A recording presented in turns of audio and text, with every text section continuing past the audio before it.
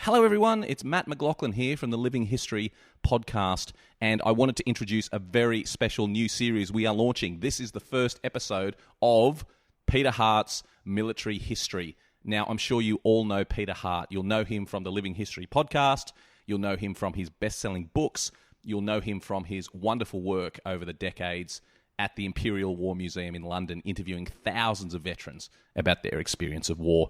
And I'm delighted to have him here on the Living History channel to bring us his podcast, Peter Hart's Military History. And now the first episode is going to be really special. It's about the South Notts Hussars, a World War II artillery unit that Peter did a huge amount of research on. He interviewed dozens and dozens of veterans from this unit about their experience during the Second World War, and he's going to bring us regular updates about their service during the war. It's going to be a wonderful insight into a unit that fought throughout the Second World War. I'm delighted to bring you this new series. Please subscribe, please follow everything Peter is doing, and I'm looking forward to bringing you many more of these exciting interviews with Peter Hart. So here's Peter Hart with Peter Hart's Military History. A Living History production.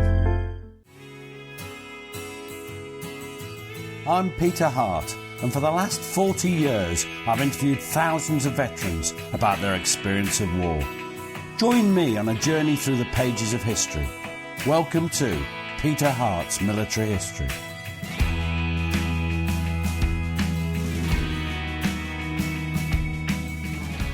Hi, this is Peter Hart's Military History podcast. This is the very first one, and I'm joined here with my chum Gary Bain. And today we're going to talk about the South Notts Hussars. They're a regiment from the Second World War, a Royal Artillery Regiment, and I interviewed about 50 of them back in the late 1980s, early 1990s. And that's what we're going to talk about today. Okay, so why the South Notts Hussars? What's the interest? I was working for the Imperial War Museum. That was my job, oral historian, and I had to pick a regiment. We like to do a regiment or a battalion, and the idea is if you did sort of 30, 40, 50 from the same regiment, then one person gives you just one perspective. Say there's a Stuka raid, you get one account of it. Whereas if you have, say, if you've done 50, then you might have 5 or 6 accounts of the same Stuka raid. And if you put your hands up, you can see through your fingers. If you put both sets of hands up, or 4 or 5 sets of hands, you can't see through it. And the idea is that you get a blanket picture. You get a picture that lets you know what everybody's doing, what they're doing, why they're doing. Now, there'll be outriders who are talking rubbish. Or seem to be talking rubbish, and you can sort of judge from that and get an idea of the balance of probability of what's happened. We wanted to do that, and we wanted to do an artillery regiment. We'd done the Durham Light Infantry as the infantry, so we wanted to do an artillery regiment. Why the South Notts Hussars? An obscure yeomanry regiment. That's the question. And the reason for that is that, one, they used 3 of the main guns. They used the 18-pounder, the 25-pounder, and the 5.5 inch. They had a variety of experiences in the Western Desert and Sicily and then Europe. And the other reason was that they were based near where my mum and dad lived, so I could interview while I was visiting my mum and dad. Okay, and presumably claimed expenses. Obs. So what do you get from interviewing 50 people that you can't get from another source? Well, people just don't write things down, Gary. Do you write a diary? No. And there wouldn't be much in it these days, retired gentlemen. But the point is, I don't write a diary either. People didn't. And if you do, it often doesn't say much. There's other problems with things like diaries. Remember, in a diary, you're at the centre of your universe. It's not like oral history where you're being questioned. In a diary, you're allowed to state what you like without contradiction. And that does come through later on, as a historical source. The same thing is about letters. For a start, I'm not sure if you're a great letter writer, but I'm not. But if you do write letters, often they're formulaic. Hope this finds you as it leaves me. In the pink was the First World War phrase. If you look at other things, though, it depends who you're writing to. If you're writing from a really bad battle in, say, Tobruk, and your best mate's been killed, splattered all the way to hell beside you, do you, in writing to your mum, say that?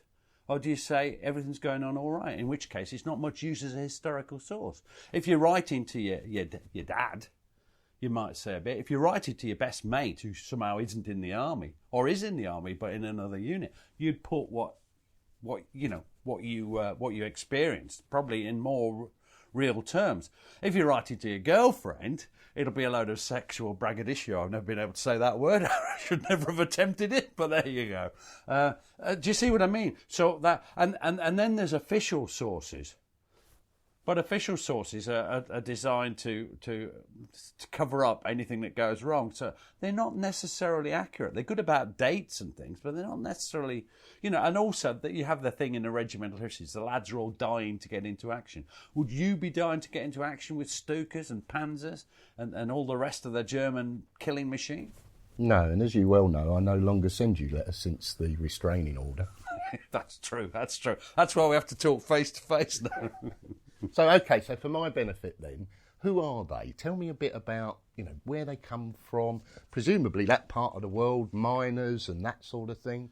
Yeah, they have their origins in they're a yeomanry regiment, and they were cavalry. Forgive me interrupting, but what's yeomanry mean? Yeomanry is they're cavalry, and not in the olden days. They used to be sort of gentlemen farmers, the well off, the great and the good, who would provide their own horse at one stage, and they were formed in the sort of late Napoleonic period, and they were meant to be a sort of militia, but then they gradually turned into a sort of means of beating down the poor. They were a part of the establishment, and if there were Luddite riots or something like that, or any kind of riot, then they would turn up and administer rough justice, and I mean rough justice. And that was their function. And then gradually in the 19th century, they sort of change and they become more and more sort of part of the armed forces. And their big step forward is they send a squadron out to join the Imperial Yeomanry during the Boer War. And this is a big change. This is now not just gentlemen farmers. This is spread out to be more, a more varied thing. I'll talk about that in a bit more detail when we get to it, but so to speak. But the other thing is they suffer casualties there. That's their first war experience, the Boer War. In the First World War, as you'd imagine, things get rough. And they send a squadron off with the 2nd Mounted Division, who are dismounted and fight at Gallipoli, which I know you've been to as well, with me, in fact. And they do reasonably well there. Back to Egypt, and then eventually, they're turned into a machine gun battalion. They're sent to the Western Front. The usual thing. They stop being cavalry during the war. When they come back to England, the war's over. The all-arms battles come. So now the place of cavalry in that is really only as a fast-moving force. They're not there to charge. They're not there to do that kind of thing. Do we really need all these yeomanry, these cavalry regiments? We've got the regular cavalry. Why do we need all these territorial force, TA cavalry? So what happens is they gradually start converting them to other things. Some are converted to armoured regiments, and some are converted to be artillery. And the South Notts Hussars in 1922 were made into an artillery regiment, a 107 Brigade, two batteries, 425 battery and 426 battery. Although they were very small batteries, they only had 4 guns in each.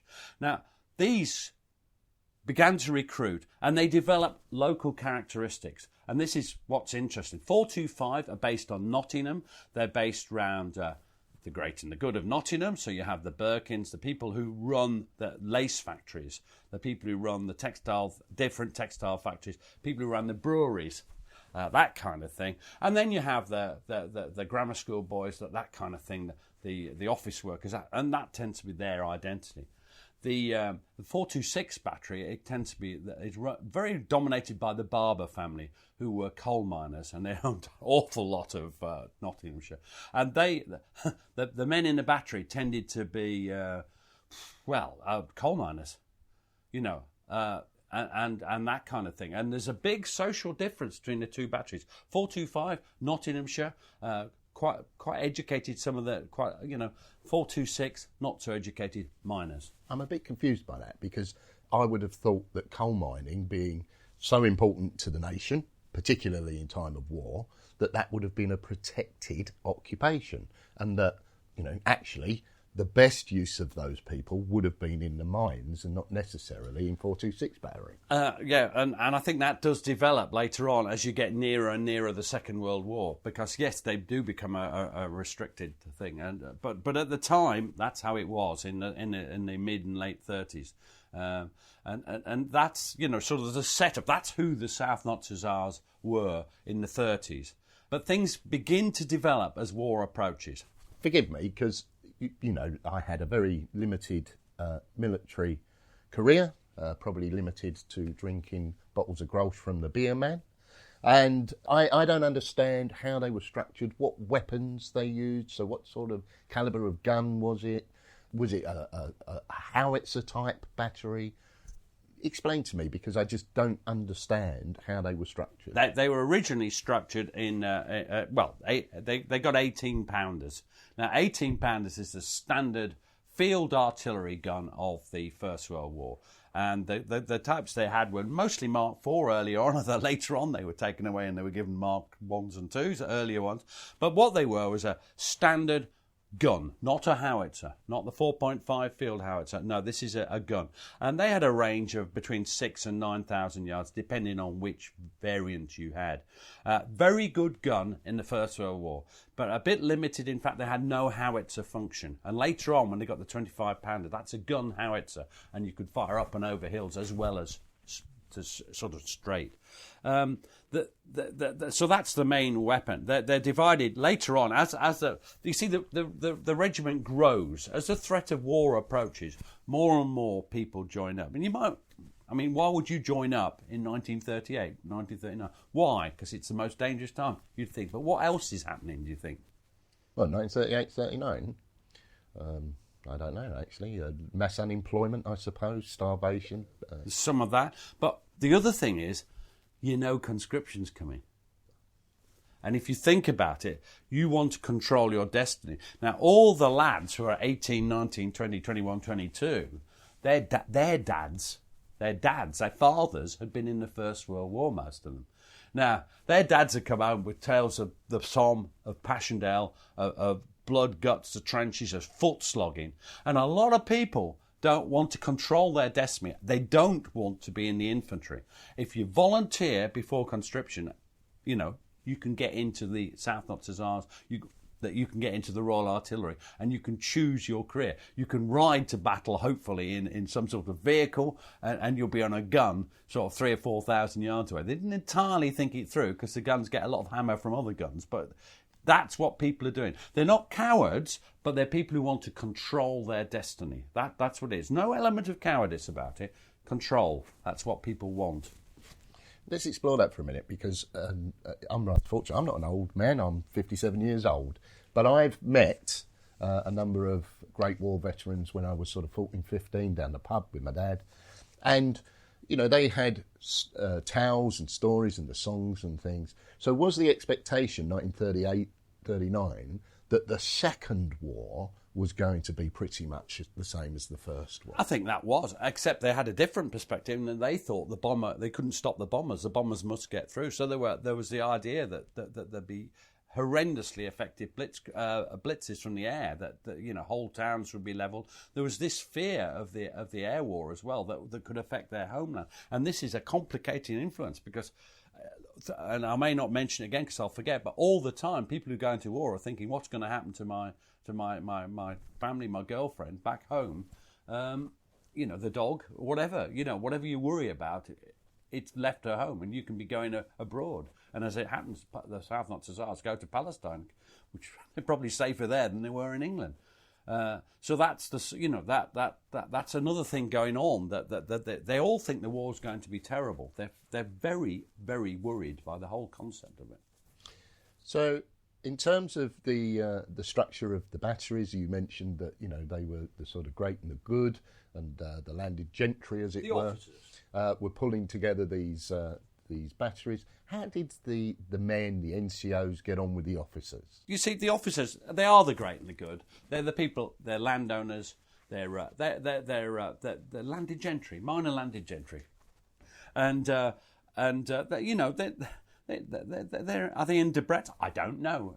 They probably didn't know. But they've got money or they've got influence. They've been to public school, a lot of them, and they've been trained in the officers' training called the OTC. That's what they're like. They start to recruit. They need to expand, and that's what's going on in 38, 39. First, the batteries double in size, and they become 2 troops each with 4 guns. So in essence, they've doubled size. So there's 2 batteries of 2 troops. Then there's another doubling. They form 150 regiment, which we'll never mention again, but are also South Notts Hussars. They wouldn't cooperate with the interviewing program, so we never heard of them again, basically. So that they. That's it's a doubling up in size. And what you've got is, how do the men? What do they think of their officers? Well, they're in a different world, aren't they? I mean, there's no way they meet socially. They don't meet them socially. Are the officers nice? Yeah, for the most part. But it's a class. It is, and people don't like talking about class these days. But there's a class difference between the officers and the NCOs and the men, and it's sharp. And it doesn't mean it's full of hatred, but there is a demarcation between them. You wouldn't meet each other much outside of the actual the drill hall, Derby Road Drill Hall, where they all met. There's also other divisions, because the officers recruited first amongst the public school boys for more officers. Then, when they needed more and more officers, they started recruiting at the Nottinghamshire High School, which is a posh grammar school.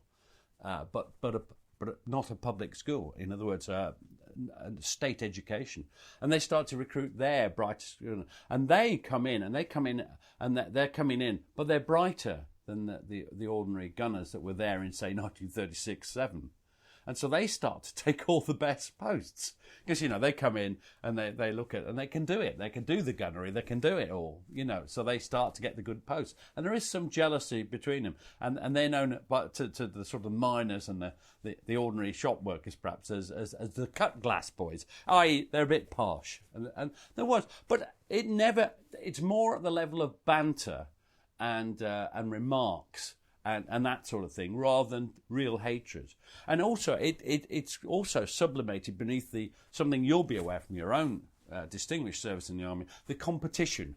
So each troop were the best troop. Each battery was the best battery. And the competition is at every level.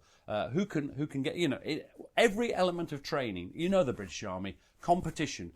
They strive to improve everything. You look down on the other chaps in 425 battery or 426 battery. Who's best? Doesn't matter. I mean, 425 used to say they were brighter, and therefore they could do everything better. 426 said, yeah, well, we've got some bright ones too, but we've also got a lot of strong miners. So you may be able to think you're better, but our bright ones can direct our very strong miners to do something quicker. So there's all this sort of thing going on. Perhaps we should talk a bit about training. What do you remember? Well, how does your training start when you were in the army? Well, my first memory of the army was arriving and being greeted by the Women's Institute, a cup of coffee, and being made to feel very much welcomed. And immediately marched off, given a haircut, and driven up some sand hill that we spent the next 3 hours running up and down. It was a bit of a culture shock. There's 2 essences, isn't there? There's PT is one. You have to get slightly obese gentlemen, like I'm sure you were then. Well, perhaps I'm just looking from your current state. But the other thing is, what's the other thing? Come on, what else do you spend a lot of time doing in basic training? Drill, absolutely. I mean, and also the thing about drill, of course, from my perspective, is it's not natural. So it doesn't come naturally to you. So what sort of things did they have to learn? Well, they have to. Drill is. Why is drill important? Because it's boring. Yeah. Why do you have to learn it? Well, besides moving as a formed body of men, and I think most of us can understand why you can't just rabble across from one place to the other. Formed body of men, you have to be. But there's other things about it, which is that it builds teamwork. So, and I had several people say, it builds teamwork, even if it's the squad all hating the bloody drill sergeant, hating his bloody guts and plotting how to do him down. That is teamwork. It builds up, and also it builds up a determination to get better and show that bastard that he can do it. and you will do it. And the drill sergeant also, were you aware that your drill sergeant was playing the part of a drill sergeant? He wasn't necessarily the complete and utter bastard you thought he was. Yeah, not at the time. I mean, subsequently it became clear. But, this is not an infantry regiment. This is, they've got more to learn. You're talking about technical gunnery, for example. Well, and this is where, of course, both of us might fall down on our maths, because the thing about technical gunnery is it's bloody technical. The first bit isn't, it's gun drill. On the 18-pounder, you have a 6-man gun team. You have the gun sergeant, you have the layer who sets the dials, which I don't understand too well, although I do when I was writing the book, of course. So there's lots of dials they have to set within as instructed. Then there's the person who opens the breech, and there's a person who loads the shell in, and then the breech is closed by the person who owned it. So that's 4 of them. The other 2 are gun numbers in the sense that they're ammunition numbers. They fetch the ammunition and give it to the bloke who loads the gun. Now, each of them will go round taking all those jobs, because why do they do that, do you imagine? Well, in case something happens to one of them. Yeah. And in action, that happens to 2 of them or 3 of them. So you each need to be able to do all the jobs and have at least a working knowledge of all the positions. And you have to be quick. You also have to learn how to drop into action. Now, they have problem practicing that beforehand because they don't have the vehicles to pull the guns. They're not got that many guns. So that's a bit. And they end up drag roping around the place. And drag rope. One of the warrant sergeant majors was called Drag Ropes Greensmith or something. I mean, he loved it. That's what he loved doing. He wasn't very bright, they said, and that's what he liked, making recruits suffer. So you have that, and you have to drop into action, which means you have to drop into action. You have to get the gun out, you put the limber out, you get the shells ready, and you have to then put yourself on the map. Now, this is where my maths sadly failed me. I always loved a bloke called Charles Laborde. He was an officer, and he said, quite bluntly, maths wasn't my strong suit. And, there's loads of people who can say, cosine equals square root of my arse or whatever, hypotenuse of sausages. Well, this is all Greek to me, I'm afraid. Hypotenuse probably was Greek. But I don't understand cosines the rest of it, so I lose it a bit. But they put themselves on the map, and they have a director, and then they're all ready. They know exactly where they are. And then the other set of people are doing it are the observation post people. So that's people out of sight, and they can see the enemy, the people who they're meant to be shooting at, and they're connected to them by wireless, unreliable, or more often by telephone wire, which some poor sod of a signaller has to not only lay out, but then if it breaks has to repair. Worth remembering that. And they can see the target, and they give a map reference or whatever it is, send it back. First shells come over, and then there's the bracketing system. And the bracketing system is if it's miles over, you tell them to come, say, 800 yards back. That will make sure it's in front. Then you go another 400 yards forward, and that may or may not. And 400, 200, 100, until you've got a 100-yard bracket. And then you open fire with the guns. And that's that's how simple it is. Not simple to me. And that, remember, an artillery, people think a shell has a range it hits in. So I can't remember what it is, 100 yards deep and 60 yards wide, something like that. That's what an 18-pounder will land in. It's not a precision thing. So that's as accurate as you get it. And basically you land a lot of shells in that area that and that's why you fire with all 4 guns. So as a layman, I think what you were describing there was ranging, which, if you were in action, basically sending a message to your opposition about what you're going to do.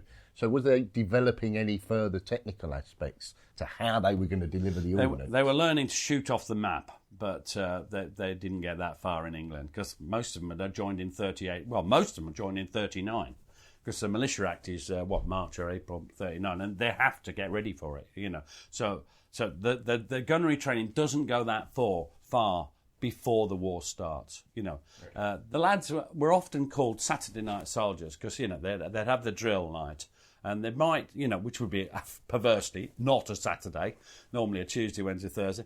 They'd go to the drill hall, get themselves sorted out, do their drill, do a bit of gun drill, learn their signalling, learn how to salute, learn how to recognise that you don't salute some people, you do salute other people. Doing all that basic thing. Then they'd have weekend training where they'd go out, practice dropping into action, more gun drill, drag roping around the place, that kind of thing, OP work. But the big thing every year was the annual camp. Now, the annual camp was such a big thing, and it's such an eye-opener to soft civilians. And whatever your distinguished military service, we're soft civilians now. And it's an eye-opener when you go to camp. And I always laugh at where they went to. They went to sunny Redesdale in Northumbria. The whole of Northumbria is a rain-swept area, unlike Durham, which of course is lovely. And it's just, Redesdale Camp was where they went in the summer of 1939. And I've got one story I think you'll appreciate, Gary, from certain experiences we've had. And they did a night journey. And so they set off they set off late at night. So guess what a lot of the gunners had done? They'd gone for a pint or 2, 3, 4, 5, 6. They'd had a lot to drink. So, having had the lot to drink, experience is obviously foreign to us, or to me, certainly as an elderly gentleman. They had a lot to drink, and then they got onto the wagons and off they went to Redesdale, which is a bloody long way from Nottingham. Look it up on the map. And the journey was from hell, and they arrive at dawn. Bleary-eyed hangover. And when they arrive there, they find that their day is just starting. They were meant to have slept in the wagon. And when they get their first food, it's some pork pies. Oh, you like a pork pie, don't you? But when they cut them open, the meat was all green. It had a green sheen. Now, pork pies are dodgy at the best of times, but if they're already green when you open them, it's best not eat them. So they just had a bit of bread and jam, like that kind of thing. It's a tough life, and several of them, even and one of them, Harold Harper, turns into one of the hardest nuts in the regiment. And he said, "Oh, where's my girlfriend? What? I don't, what? It was all so manly." And the other thing about army life that I know you enjoy is swearing. And you've got these grammar school boys who lived in sort of ordinary lower middle class homes for the most part, and they'd never said certain words at all, And I remember one in an interview said. I heard this, and they were effing this and effing that. The great chains, whole sentences which seemed to have nothing but the word effing in. and he said, I'm never going to use that word. Just to jump ahead to the end, he said, how the effing hell am I going to stop using this effing word? When he came back from the war, I don't know what I'll effing do. What will the wife say? That kind of thing, Most of them weren't married, but some of them were by 1945-6 when they came out. So that's the sort of, that was the experience at camp. It was tough, but they got to actually fire the guns. And can you imagine the excitement of these young gunners? That's this big 18-pounder, and the first time you fire it. Now, what would your first impression be when you stood next to an 18-pounder and it goes off? Well, it'd be a very loud bang. I mean, I've heard that they suffered from something called gonorrhea. That was going to be the original title of my book, Gonorrhea. However, I was stamped on at an early stage by publishers who had well, I don't know what they thought. Anyway, yeah, it was incredible. Oh, bang! What a noise! And and then they're sort of almost stunned. And then, of course, the gun sergeant shouted at them to get ready to fire the next shell. And they get into the routine, and gradually they just love it. They absolutely love it because they're showing what they can do. They're still competing with the other troops, still competing with the other battery, and they're out there. The officers, well, they're learning the technicalities of gunnery, but they're also engaging. I can't remember which but the Newcastle Posh Boys Regiment Yeomanry is there, and they're all playing officers' games, raiding each other's tents and that kind of thing, behaving in a manner which would get court orders and a lot of trouble these days. But in those days was taken as high jinks. Raiding each other's tents, turning tents upside down, stealing the mess silver, that kind of thing. So that was the kind of thing that was going on. and they're getting ready for war. And, it's quite interesting. You look at the men and their interviews, and they're saying they're not stupid. The ones we interviewed, they were some of the best people we ever interviewed, because they were the ones who were from 1939-40, the 38-39. They were bright lads, and they're thinking about the war, and they're thinking, I can't avoid it. I might as well be in the gunners. They're thinking that's very self-preservation, but they're also, a lot of them, at the same time thinking, war's coming. My age determines that I'm going to be in it. There is no real way of evading it. If I'm going to be in it, I need to be as best trained as I can be. I need to learn everything I can. So these people are super keen. They really want to learn. They want to form a team to be ready to take on the Germans. To us it seems strange. Why would you want to do that? Were they dying to get into action? No, they die after they go into action. That's the nature of it. All this stuff about people being desperate to go to war is, in my view, has never really rang true. Some people, yes, but most are just doing their duty. And I think the different reactions that people talking about how they're ready, do you get married or not before you go to war? You get married, they get a pension, but then they've got a dead husband. How many times do you get married in those days? Well, now, of course, it's couple of times in most people's cases, not mine, obviously. Polly wouldn't let me, but I don't think Janet would let you marry a third time. You'd be fine if you lived. But the people have to decide. I mean, do you get married before you're going away? You could be. First World War lasted 4 or 5 years. This one lasted longer. I mean, do you get married or not? And that kind of thing. People are just pondering, and they could see the diplomatic situation getting worse and worse. They're going to go to war. It's a strange situation for everybody. People are wondering how they're going to react in action. Of course, I mean, because you all hope you're going to be brave, but then an awful lot of people aren't brave. It's sort of only comradeship and duty. Almost fear of running away that keeps you in line. There's a variety of emotions, and these people are, they're coming up. They're in civilian jobs, and they're waiting to be called up to go to war. And I think it's an interesting part of the story. We will, as we go through, we'll be doing more of these talks on the South Notts Hussars. The intention is that we will follow the whole story of the South Notts through the war. So this is just the first episode. But I want you to think about those young boys back in 1939, summer of 1939. They don't. We haven't had this. None of our generation. Some of us have joined the army. You, for a start, Gary. But most of the people I know have never had this sort of thing ahead of them. For almost everyone in the Second World War, this is like a sort of wall across your future. If you're a control freak, you're really going to have trouble if you go to war, because you're not in control. You don't know what's going to happen. You don't know what's going to happen to your girlfriend, to your mother. You don't know. You just don't know. So that's it. Any thoughts from you about what we're doing? I'm looking forward to it. I mean, one of the things I like the sort of social aspects of it and how people were thinking. So, for example, we all know the role of artillery in the Great War.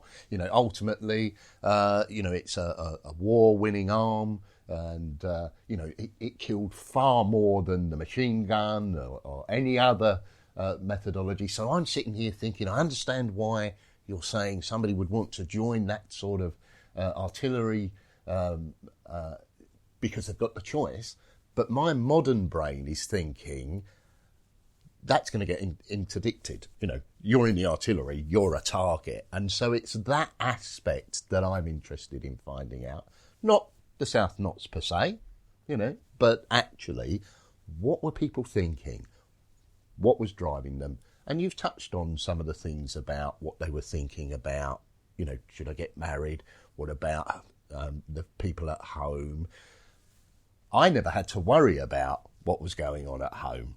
So how does that make you perform as a human in a very stressful situation. Well, this is what together we're going to, as the months. Basically, we're doing one of these a month on the South Notts Hussars, telling the story of that regiment using the Imperial War Museum Oral History Archives. And a lot of these interviews will be available to listen to on the internet. I'm not sure if they're there now, but they will be in a matter of weeks. It's all very exciting. I can't wait to get to the next point in the story. It's going to be fun. It's going to be great. Thanks very much, Pete.